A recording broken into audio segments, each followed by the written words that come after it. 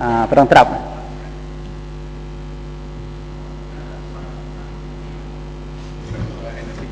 Bismillahirrahmanirrahim.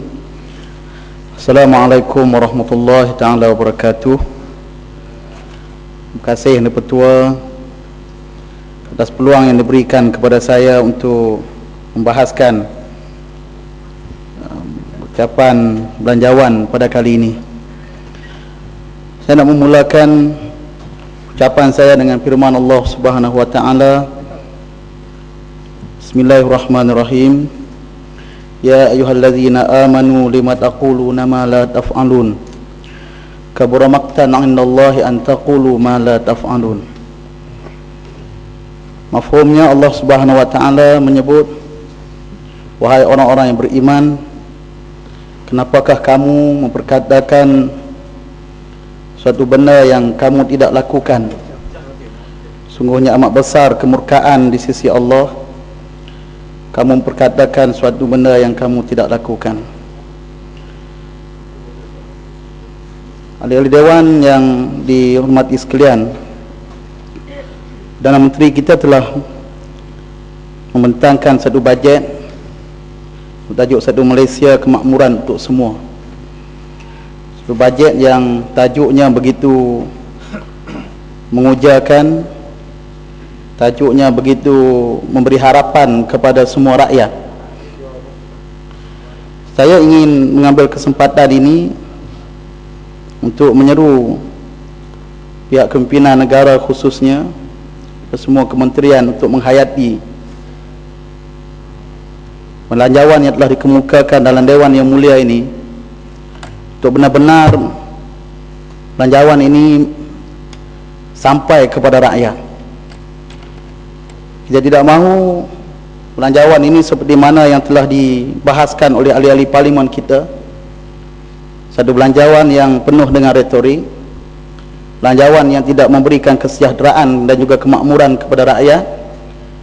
Sebaliknya hanyalah merupakan belanjawan yang penuh dengan harapan-harapan palsu. Karena itulah saya membawakan ayat Quran yang di permulaan ucapan tadi. Karena dalam Islam Allah telah memperingatkan kepada orang-orang yang beriman agar memperkatakan suatu perkara yang mesti dilakukan, perkara yang dijanjikan hendaklah dilaksanakan, kerana kemurkaannya sangat besar di sisi Allah. Bahkan dalam hadis-hadis Allah telah menyebut, dan Rasulullah SAW telah menyebut, maka bagaimana salah seorang manusia ataupun golongan yang tidak akan mencium bau syurga ialah pemimpin yang menipu rakyatnya. Bila dia mati dalam keadaan dia menipu rakyatnya, maka dia tidak akan mencium bau syurga. Manakala bagi pemimpin yang benar-benar adil, yang benar-benar melaksanakan tugas dan juga tanggungjawabnya, penuh dedikasi, melaksanakan janji-janji kepada rakyatnya, maka ia termasuk dalam satu golongan pemimpin yang akan terselamat di hari akhirat di bawah ataupun pada hari tidak ada perlindungan selain daripada perlindungan Allah Subhanahu wa taala, ialah pemimpin yang adil. Saya menyebut perkara ini kerana kami masih lagi berada di barisan pembangkang yang banyak perkara dinafikan kepada kami. Kita telah melihat bagaimana beberapa perkara yang berada di peringkat bawahan, bagaimana yang dibahaskan oleh ahli-ahli parlimen kita, peruntukan yang sepatutnya diberikan kepada semua ahli parlimen hanya didapati ataupun diperolehi oleh ahli-ahli parlimen daripada Barisan Nasional. Kami masih lagi belum mendapat apa-apa peruntukan, dan bagaimana kami boleh berkhidmat kepada rakyat dalam hal kami tidak mendapat peruntukan. Saya menyambut baik ucapan daripada sahabat saya Farid Buntar, yang bagaimana dia menyebut bagaimana kita dalam kerajaan ini yang terdiri daripada pembangkang dan juga kerajaan sama-sama membantu untuk memakmurkan negara, sama-sama bertanggungjawab. Tambah-tambah kami daripada parti Islam Jadi kebertanggungjawaban ini bukan sahaja dipikul oleh pemimpin-pemimpin daripada Barisan Nasional.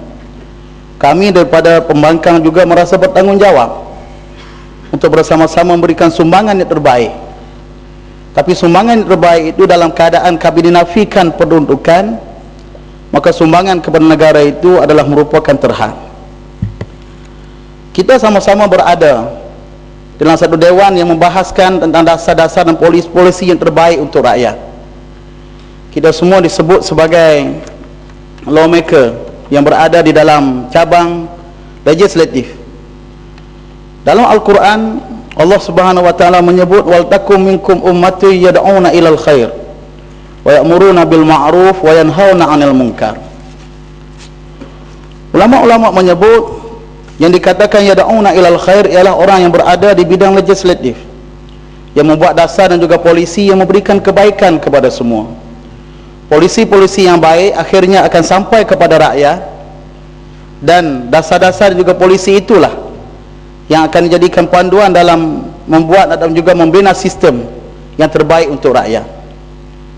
Jadi kita sama-sama bertanggungjawab, baik daripada kerajaan, baik daripada pembangkang, untuk membina polisi yang baik ini, yad'una ilal khair ini, menyeru kepada kebaikan. Dan saya percaya dan juga saya yakin yang berada di dalam ini adalah yang terbaik daripada kalangan yang terbaik yang dipilih oleh rakyat untuk mewakili mereka, membawa aspirasi dan juga memperjuangkan hak-hak mereka. Undang-undang juga polisi-polisi yang terbaik ini disambut oleh orang yang berada di bidang eksekutif, jadi berada di cabang eksekutif, pegawai-pegawai kerajaan yang amanah, yang juga merasa tanggungjawab kepada Allah Subhanahu wa taala di samping tanggungjawab kepada rakyat.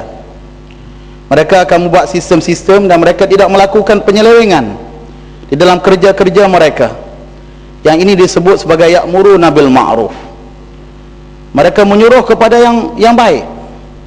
Yang pertama menyeru kepada kebaikan, yang kedua menyuruh buat baik.